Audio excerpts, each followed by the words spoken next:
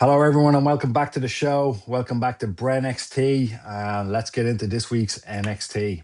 We started off with the Women's Championship, JC Jane versus Zarya versus Sol Ruka. The winner by pinfall was JC Jane.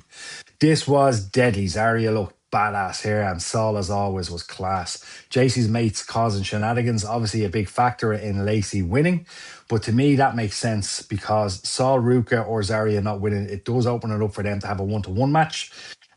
Possibly stand and deliver, who knows? But the crowd did love every time they had face offs throughout the match, and I did too. I thought it was deadly. So it is about time for them to have a one-to-one match. But Sol Ruka, in my opinion, it is time for her to go to the main roster.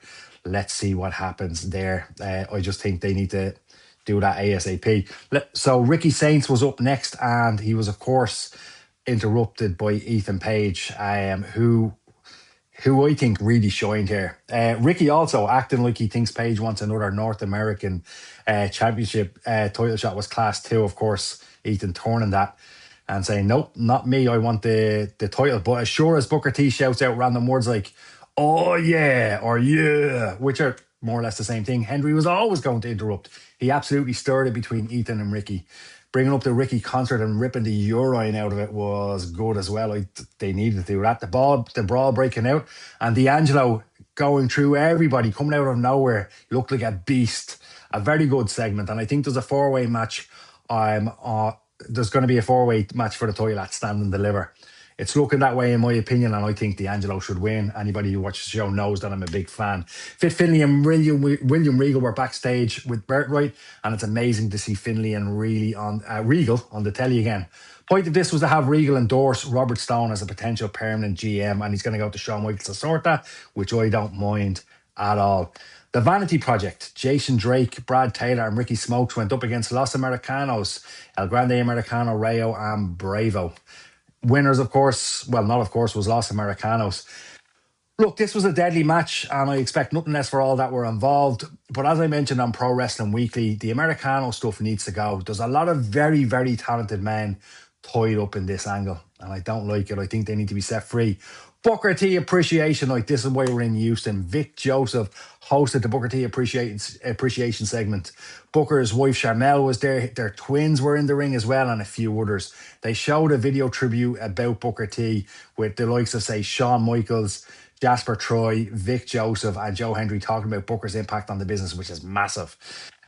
When they showed the supermarket fight with Stone Cold Steve Austin, that brought me right back. And as always, WWE smashed it with that video. I thought it was brilliant. Nobody does the videos better. There was a lot more to this segment, and I would encourage every wrestling fan to check it out because it was a really beautiful moment and well deserved for Booker T. In saying that, this is wrestling, so you know they took this and used it to further a story.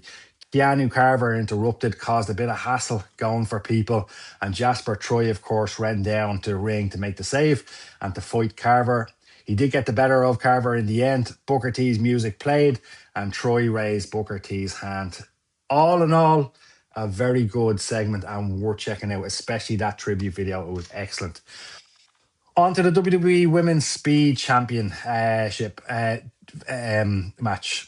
Look, I don't really care about this. I've said it before. Winner by submission and new new Women's Speed Championship was Ren Sinclair. It's cool to see Ren Sinclair win a championship, but it's unfortunate it's such a crappy title. I don't like it. Birthright, Starks and Uriah Connors with Lexus King and Charlie Dempsey and Ariana Grace versus Hank Walker and Tank Ledger. Sorry. Winners was of course the Birthright lads. A quick but solidly good match. The right men won, in my opinion. The NXT Women's North American Championship. Tatum Paxley versus Izzy Dame. The winner was Tatum Paxley. What a match. Incredible steel cage match. The use of the steel cage and the steel chair was deadly. Izzy Dame was badass here and came across as such. This was a great way to end the feud and start a new one with Blake Monroe, who came out of a trapdoor at the top of the ramp, giving us one of the best visuals of the year so far.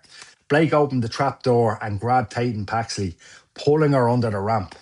Blake then posed with the NXT's women's North American title to end the show. And as I said, it was a visual. It was a class visual. Go check that out.